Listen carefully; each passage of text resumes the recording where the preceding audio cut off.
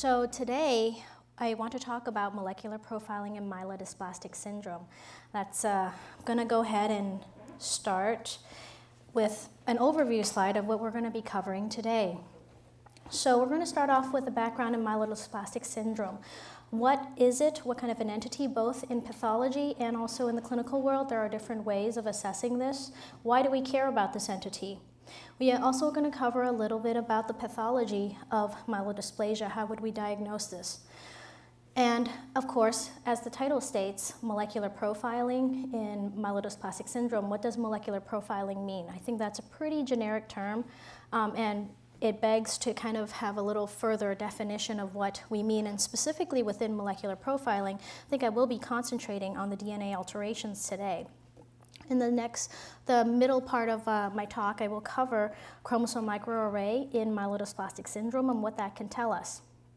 And then we will move on to presenting some of my work on jumping translocation and really using that study as a focal point of how we can show complementation between chromosome genomic array testing and next generation sequencing and how that data can actually work together to give us better information. And hopefully, we'll end a little early with some time for questions. So myelodysplastic syndromes, what is this entity? So this was initially coined, the term, back in 2001, WHO formally. This is a heterogeneous group of diseases with ineffective hematopoiesis, unexplained cytopenias, morphologic dysplasias, and an increased risk of acute myeloid leukemia in these patients. Generally, these patients are older and have an incidence reported at about 3 to 5 per 100,000 patients. However, we think that MDS is also on the rise.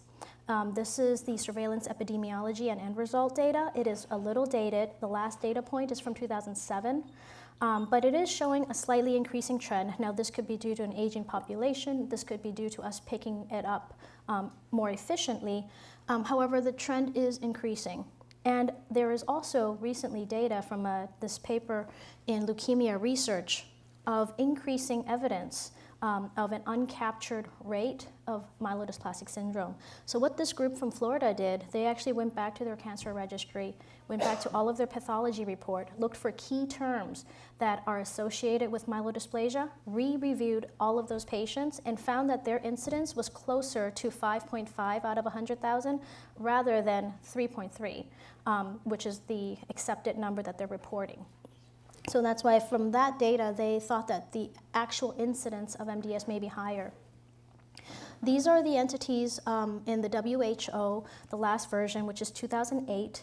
And you will see that there is a gray box over the childhood myelodysplastic syndromes. For the purposes of today's talk, that will not be part of this. And I do believe that there's more data that's coming out now that will prove that childhood myelodysplastic syndrome really is under a different type of pathophysiology and will be different. The other entity that's kind of lumped into some of this data is myelodysplastic syndrome, myeloproliferative neoplasm, unclassifiable, and that is because just the way this works is sometimes we have these cases that have some features of myelodysplasia, but some features of myeloproliferative neoplasm, and really is somewhere in between, and that's why we're doing pathology on them to try to figure out which way it goes.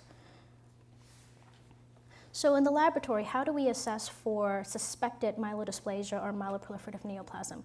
We always start off with reviewing for clinical history. In particular, you want to look at, of course, the CBC data because you have to show cytopenias. You have to confirm the time frame that these cytopenias have. You also want to use the clinical history to exclude any non-neoplastic or secondary causes for hematopoietic abnormalities. These include treatment, any kind of recent therapy, or cytokine therapy.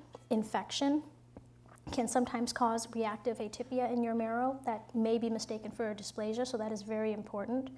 Inflammatory disorders can also mimic some of the myelodysplastic features. And what's important, the other important key that we look for is nutritional deficiency. Alcoholism, vitamin B12, and folate can sometimes mimic myelodysplasia, and this entity of copper deficiency is very interesting. I mean, how many of you have taken Airborne? Nobody, a few of you, yes. Yes, my husband used to take this every single day until I got my first case of copper deficiency in marrow, and then I said, no more. This stuff is going out. This is getting chucked. No more.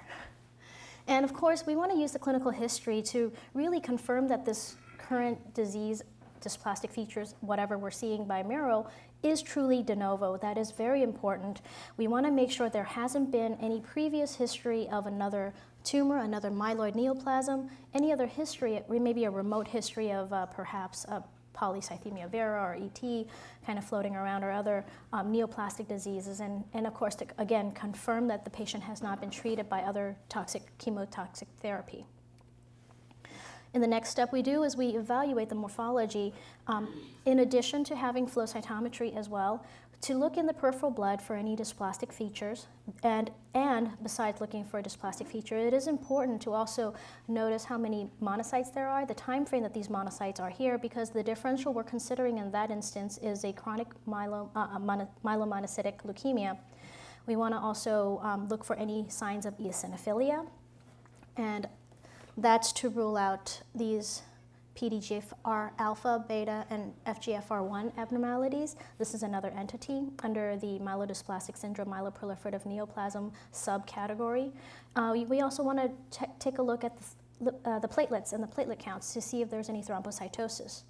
In the marrow, we need to evaluate both the core and the aspirate for dysplasia. And in addition to looking for dysplastic features, we want to look at monocytic proliferation. Ring sideroblasts are important. That's why we look at an iron stain. And looking at other cells as well, such as atypical mast cells and megakaryocytes. And the most important thing, I think, is to determine the percentage of blasts in the peripheral blood and bone marrow. And this has to do with prognostication in these patients. And then the final step we would like to do in every instance, although it's not available in every institution, here at UW we are very fortunate, and to correlate with cytogenetics and molecular studies. And this is to really rule out the evidence of other things, such as BCR-ABL, which would indicate that perhaps we're dealing with a chronic myelogenous leukemia. Again, the PDGFR alpha, beta, and FGFR1 rearrangements. We want to see if there is an evidence of an isolated deletion 5q, and that is in itself another entity within the myelodysplastic syndrome, and there is an important key point for that, which I will cover later. Inversion 3s, and also translocation 3-3. And again, we also want to look for if there is any AML defining translocations. There are 3 acute leukemias which does not require the 20% blast cutoff, and these are it. So if we have evidence of one of these cytogenetic abnormalities, we should classify it as AML and not, even if we see dysplasia classified under this entity. We also may want to look for JAK2.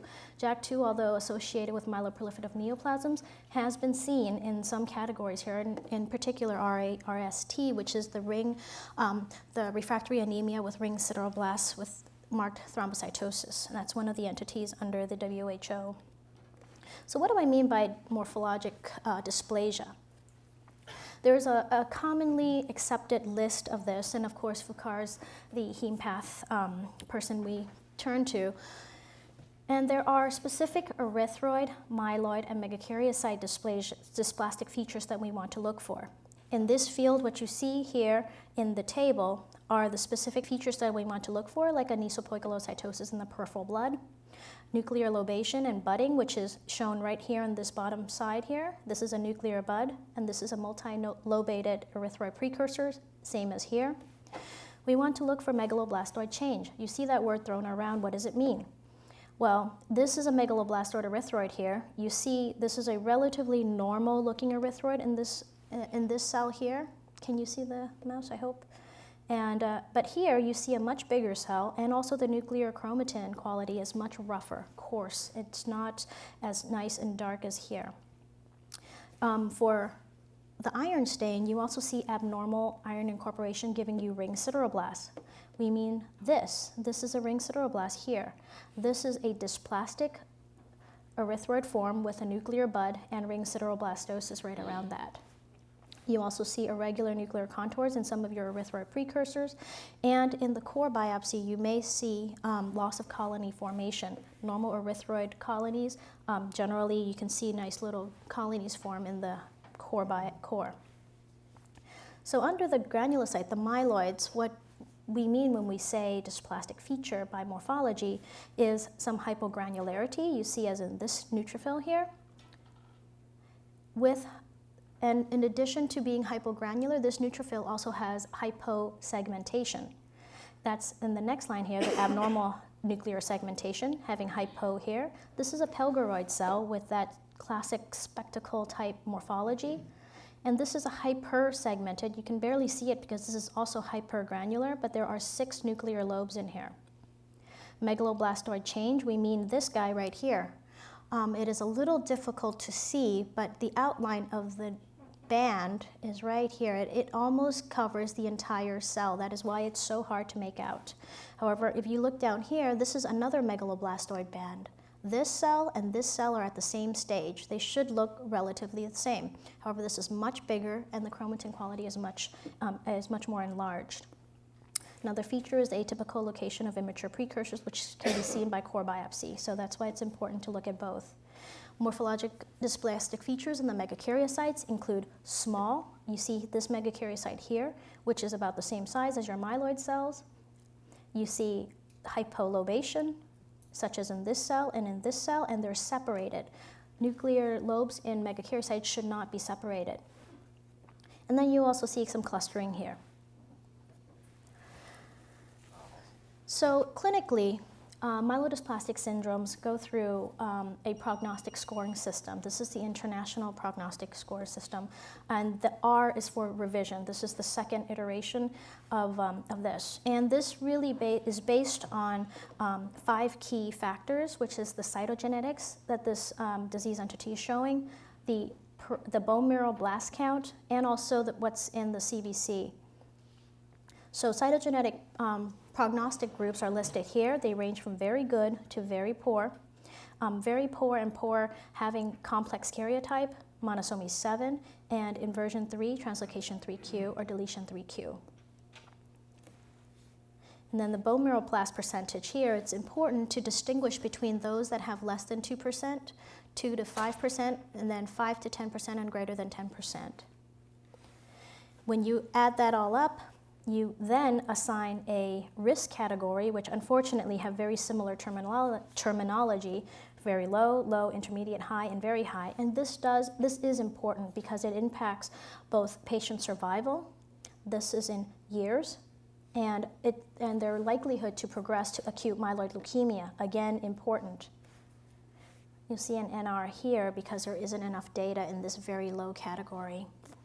So why does diagnosing and classifying MDS matter? Well, as we go through here, it is actually very important to identify patients who are in the low risk category, patients who have the specific deletion 5q, and high risk categories, because low risk myelodysplastic syndromes can be treated with growth factor for improvement to their quality of life. Isolated deletion 5q has good, and I highlight good because it's all relative. These patients report about a 68% response to the drug, but it is not a sustained response. They usually will have improvement and a period of transfusion independence, but then they will invariably get into a phase where they are transfusion dependent. But lenalidomide is the drug that's been identified to be pretty good here. There are specific therapeutic regimens for high-risk myelodysplastic syndrome that can actually prolong survival. In addition, this will identify patients who may benefit from hematopoietic cell transplant because this is the best curative treatment we have for MDS to date.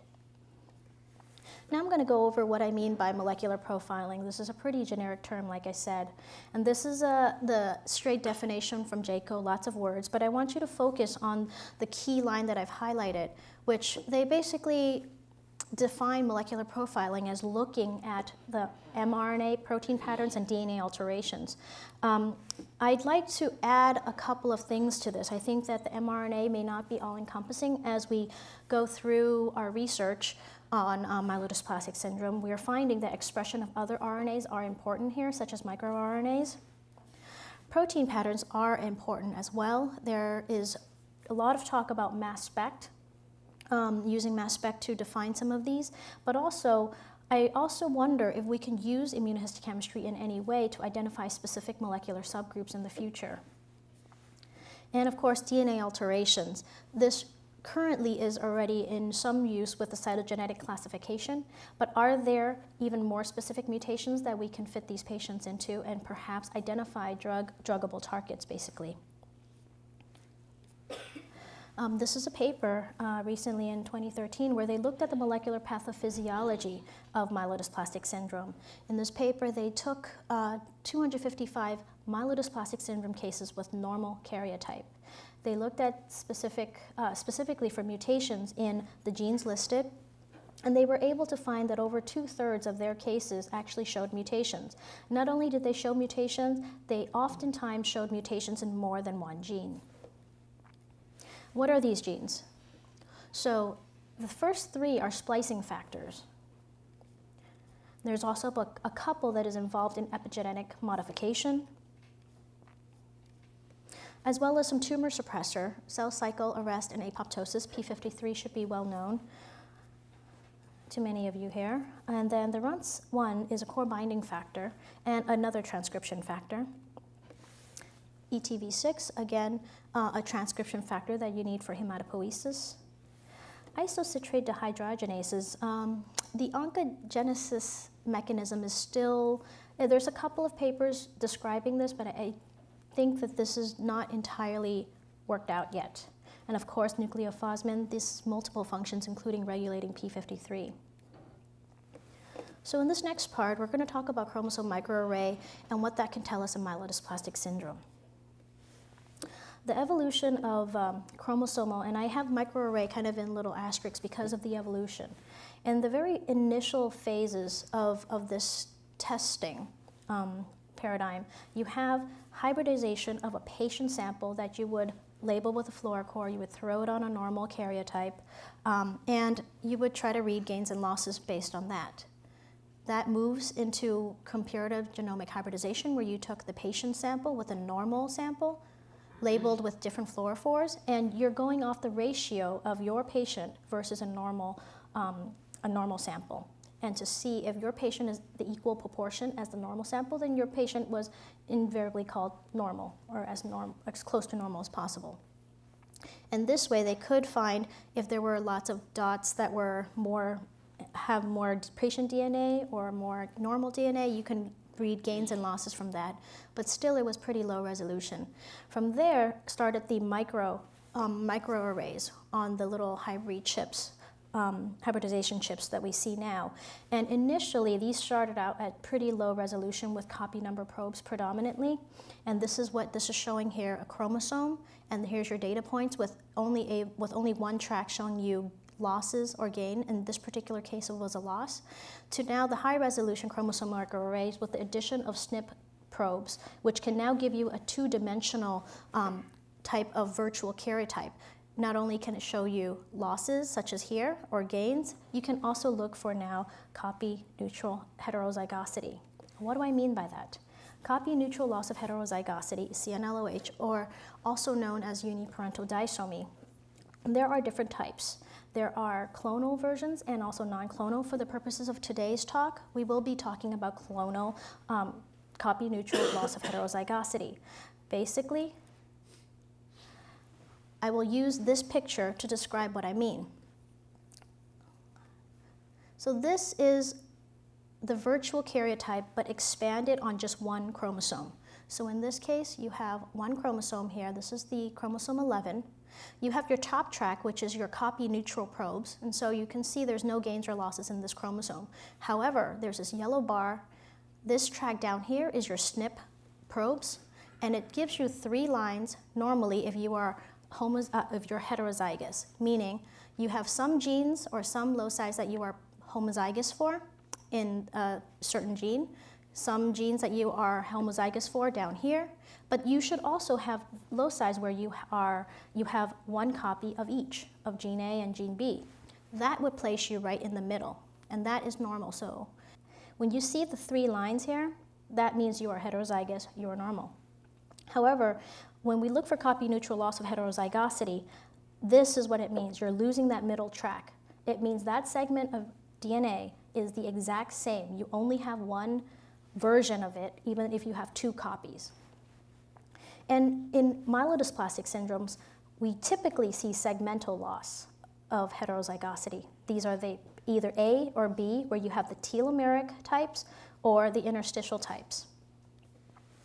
So when we do chromosome microarray at SCCA, we actually call it chromosome genomic array testing, and that is because the particular chip that we use actually covers the entire genome. We have 2.5 million probes in here. That's a combination of both copy number and also SNP probes. So that gives us that two-dimensional data that I'm talking about. So again, this is that whole genome view of the data. You have this top track, which is your copy number probes, and your bottom track, which is your SNP probes. You have your chromosomes arranged in this type of view from 1 to 22, and then your sex chromosome X and Y here. You can see from this top copy number probe that there is a gain right here, because it's kind of bumped up. And you can also see loss of heterozygosity right down here, because you're missing that middle section, that middle line in your SNP track. So that is loss of heterozygosity. This is a composite of every single CGAT study that we've done so far at SCCA. And you'll see that that really reflects what's seen karyotypically in myelodysplastic syndrome. The most common cytogenetic abnormalities are 5q, monosomy 7, trisomy 8, and deletion 20q.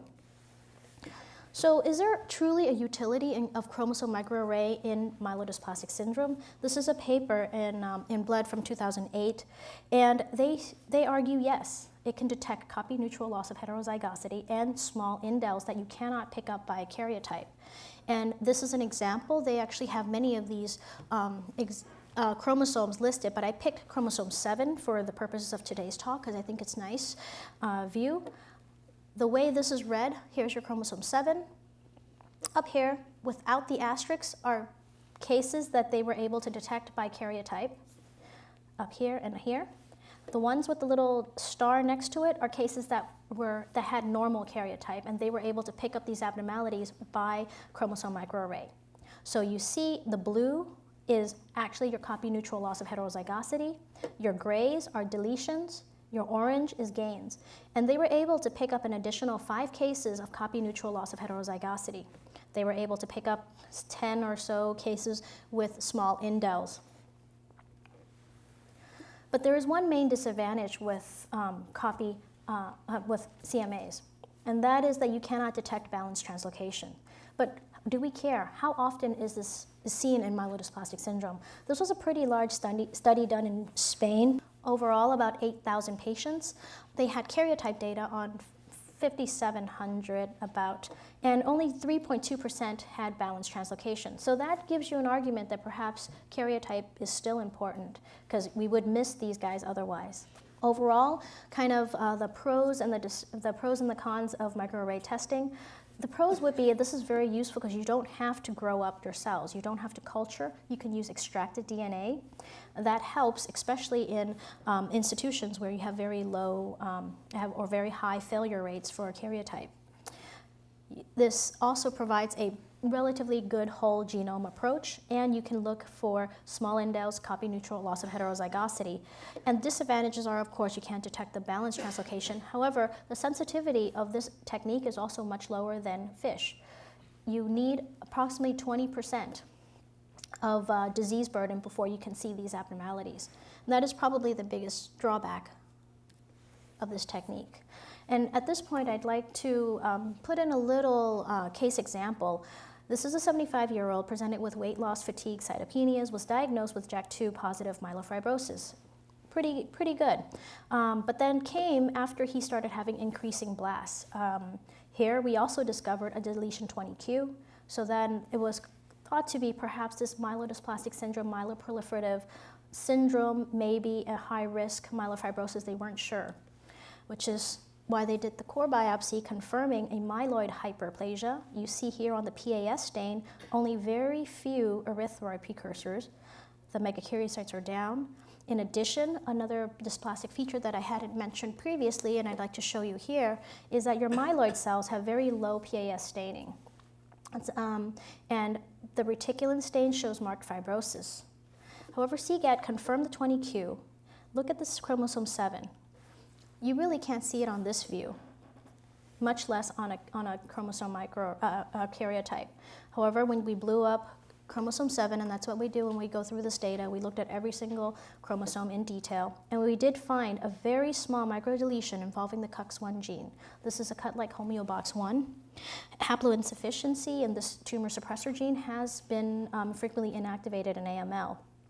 So we went on and looked at all of our cases for this copy-neutral loss of heterozygosity. And we did a retrospective study, about 2 years worth of data. We collected, at this point, cytogenetics, morphology, immunophenotype data on this. And our hypothesis was that MDS with copy-neutral loss of heterozygosity should give us maybe specific morphologic and immunophenotypic aberrancies. That's really what we were after. And this work was mostly done by our heme path fellow, David, sitting right there. So you should know these numbers. So 74% actually had abnormalities in all of our cases. This is including normal karyotype and abnormal karyotype. Of the normal karyotypes, about 33% showed abnormalities that you couldn't pick up otherwise. 13% specifically were CNLOHs. Of 26% total showed CNLOH. This is looking at it from the other way. And 18% of these were normal karyotype. 36 had complex karyotype on top of this. There was one case that was had an abnormal karyotype but was negative by CGAT, and this was because we have that 20% cutoff, and that's why we weren't able to pick it up. And we did find a moderate correlation between the number of abnormalities picked up by chromosome microarray and the total amount of dysplasia we saw. Now, pertaining specifically to the copy-neutral loss of heterozygosity, the most common regions were 9p and 17p. There were immunophenotypic differences in patients with copy-neutral loss of heterozygosity, including expression of 7, 56, and a loss of HLA-DR. Chromosome 9p, not surprisingly, is associated with myelofibrosis and JAK2. Obviously, that's where JAK2 is. And 17p CNLOH were seen in non-isolated 5q deletions with increased morphologic and immunophenotypic abnormalities. The future directions, we still have to characterize the microdeletion cases. We still have to look for specific mutations in all of our CNLOH cases. And of course, we would need to correlate this with clinical outcome data. Most of these cases were diagnosed within the last 2 years, so we need to give it some time for follow-up. And there is, however, some data in the literature that detecting CNLOH does impact myelodysplastic syndrome survival.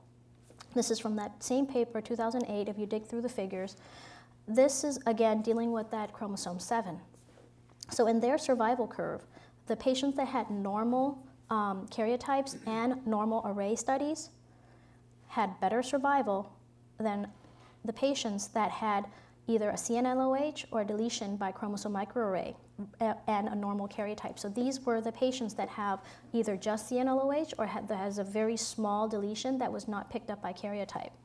And you see their survival curve is actually right here in the middle, in between the ones that had just frank deletion 7 or deletion 7q by karyotype. So at this point, I'd like to go over some of our jumping translocation cases, and the reason I want to do this is to show how complementary CMA data and next-gen sequencing can be. So what are jumping translocation? What do I mean by this? This is a very rare genetic phenomenon where a segment of a chromosome can be duplicated and inserted into other chromosomes. Overall, what you get is multiple gains of a certain segment, as well as a possible loss of a recipient chromosome. You see jumping translocation in both solid and hematopoietic neoplasms. Most commonly involved are 1q. However, 3q, 11q, and others have been reported. So this is an example. This is an illustration of what jumping translocation might do. So we're going to go clockwise, starting from this one in the bottom here. So this is a duplication of chromosome 1. You see this segment right here is duplicated and attached itself to the end of chromosome 1. What it then does is this segment goes into another chromosome, This is 13. And then it jumps again into chromosome 15. And this one, actually, it is on the P arm, the short arm of chromosome 18. And this is 15. And again, it jumps into the P arm of chromosome 15, thereby overall increasing this segment of 1q to 3, 4-fold copies, 2 copies, etc. And in the process of attaching itself to chromosome 18, it actually knocked out that portion, the terminal portion of chromosome 18. So overall, that's your effect. So the patient with that is our first example. This was a 66-year-old man presented with fatigue, anemia, and was diagnosed outside with myelodysplastic syndrome. However, this patient also developed increasing blasts and was sent to SCCA by referral for transplant. By morphology, well, this was very striking. You see these megaloblastoid bands. You see this metamyelocyte here, however, it's huge. You see this micromegakaryocyte here.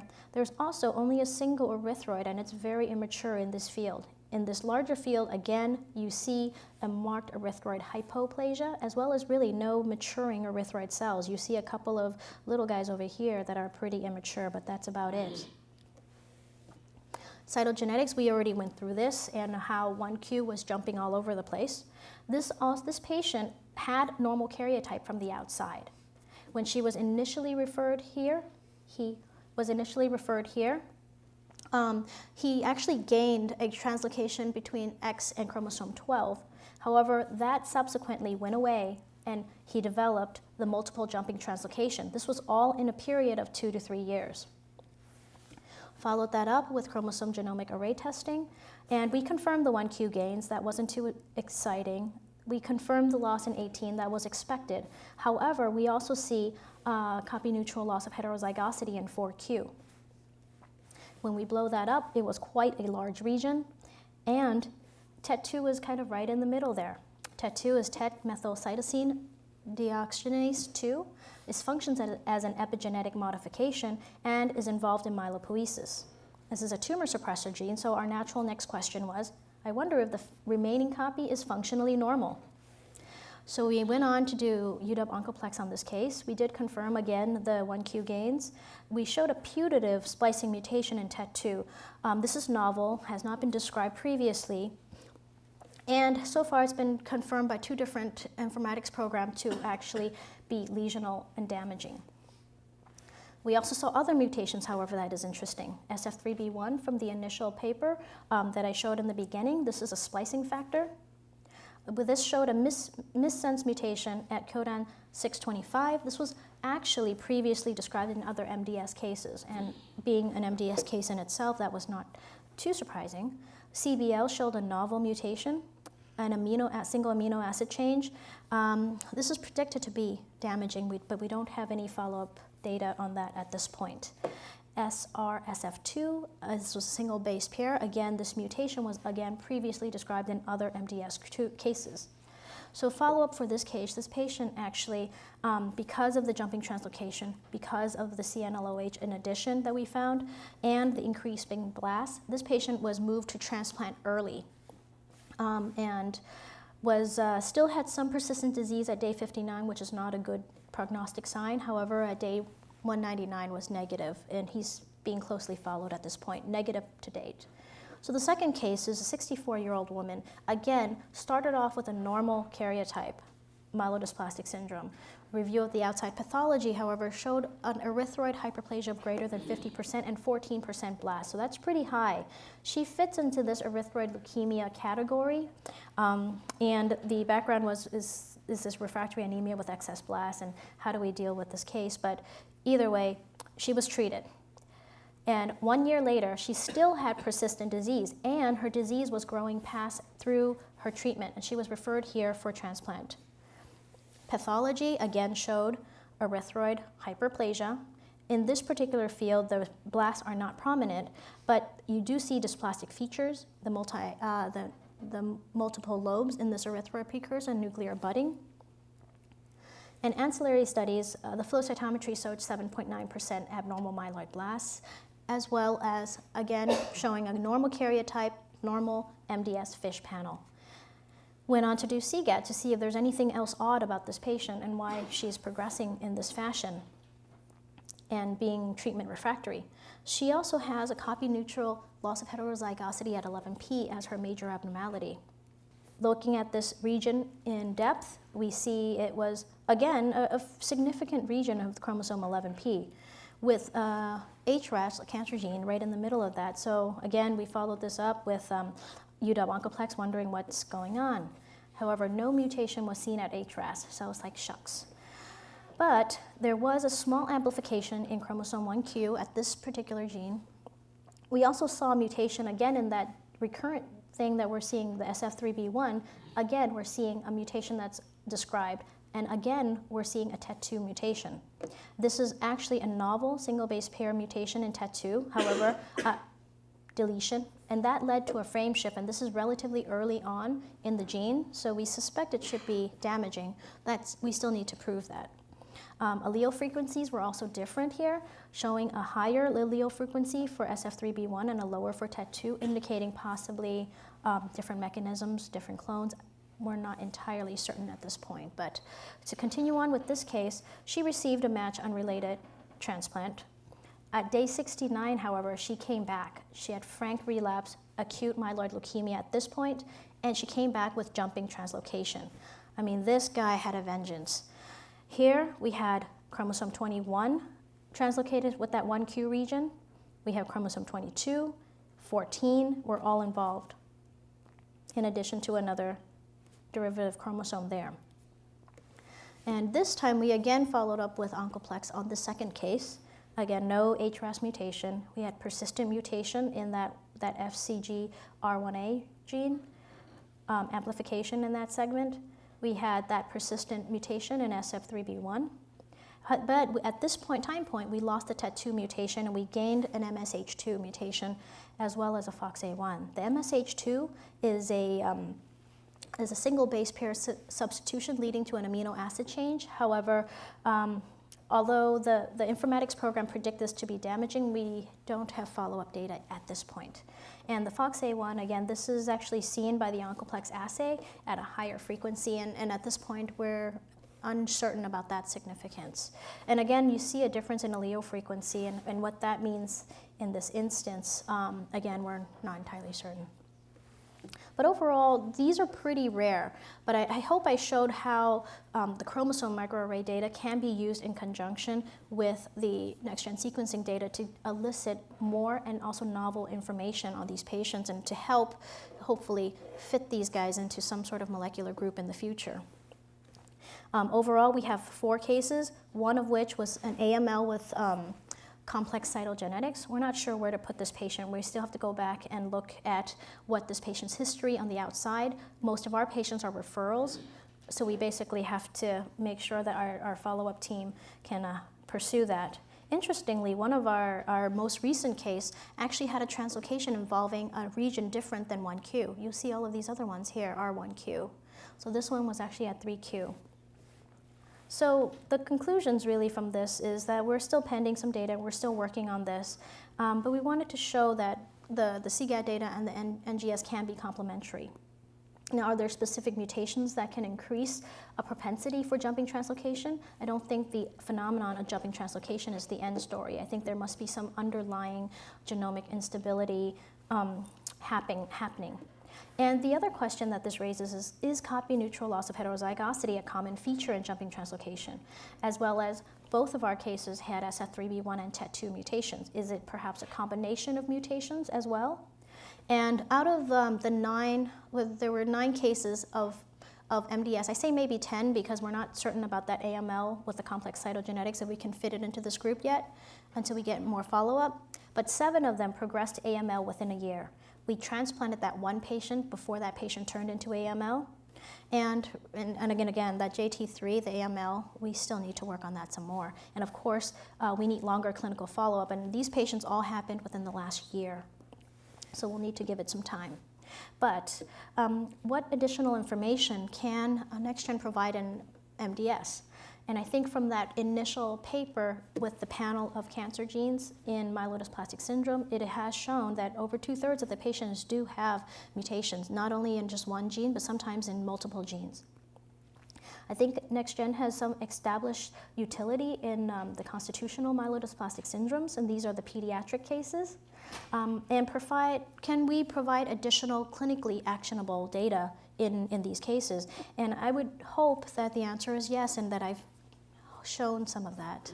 So can this also help us form specific molecular subgroups within MDS and perhaps help us with classification? I think hopefully I've shown you that chromosome microarray is a useful tool in MDS. Again, MDS is a heterogeneous group. I think we need to do a little bit more work in identifying specific subgroups.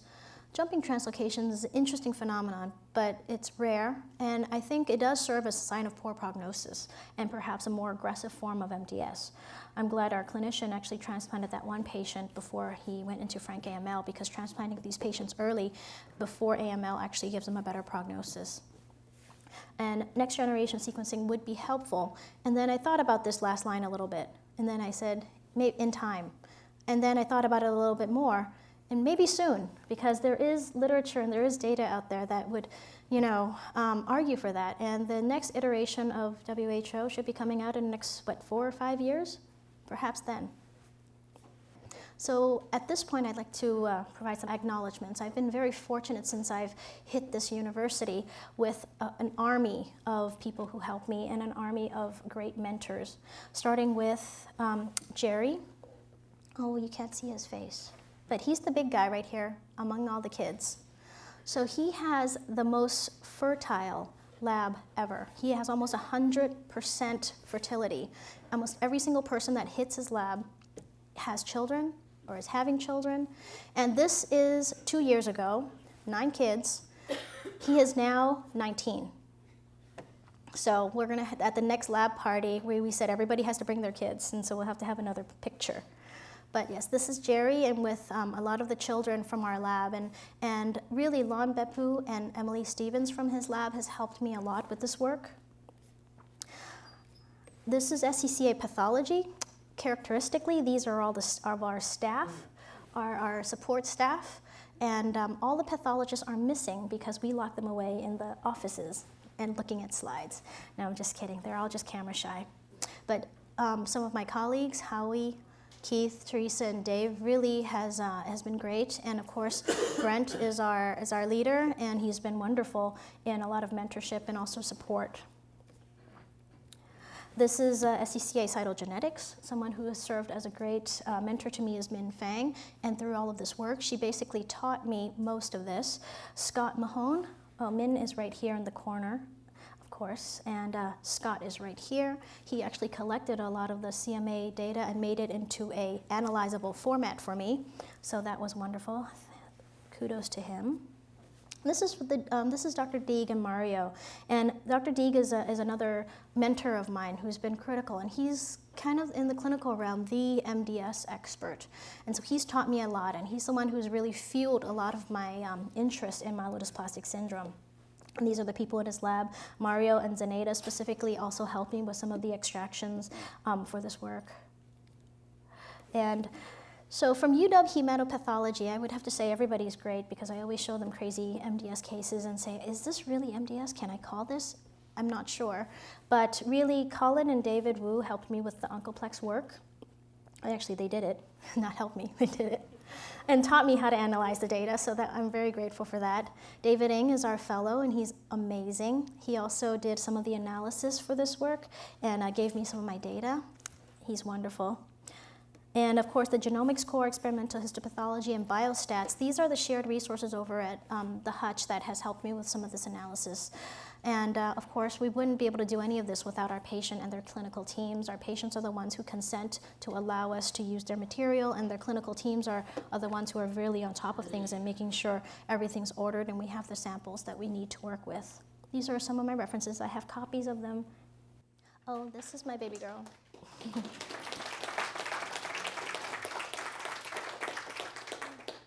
Questions? Yes. My question borders on, I think, on the philosophical more than the hematopathological, but here it goes.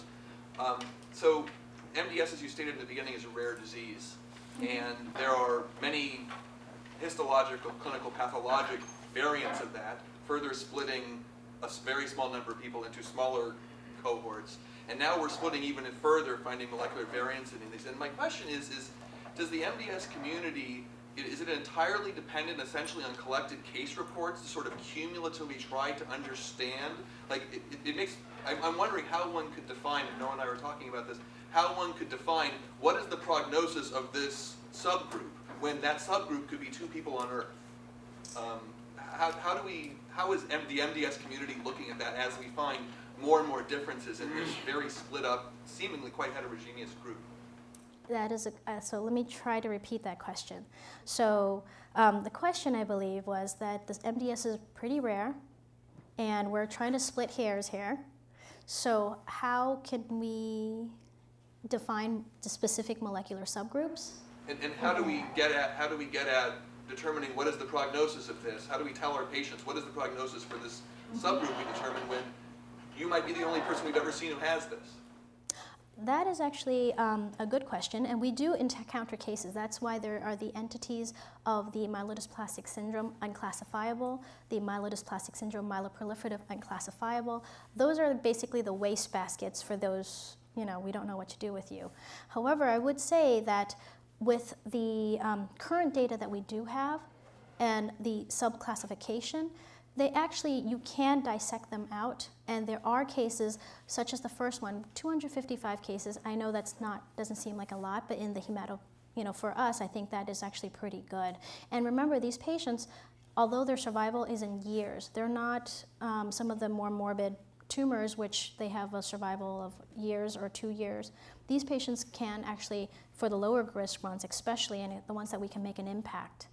And I'm hoping that as we define these molecular subgroups, we can find a targetable site and help these patients, because these patients oftentimes will be trucking along for quite a while, and then they will have a low quality of life. They're anemic, they're thrombocytopenic, they have dysfunctional platelets, and so they kind of go along, and then at some point they turn transfusion dependent, and again, that's even a worse quality of life, and they kind of live and suffer until they get bad enough at this point for us to really throw something at them.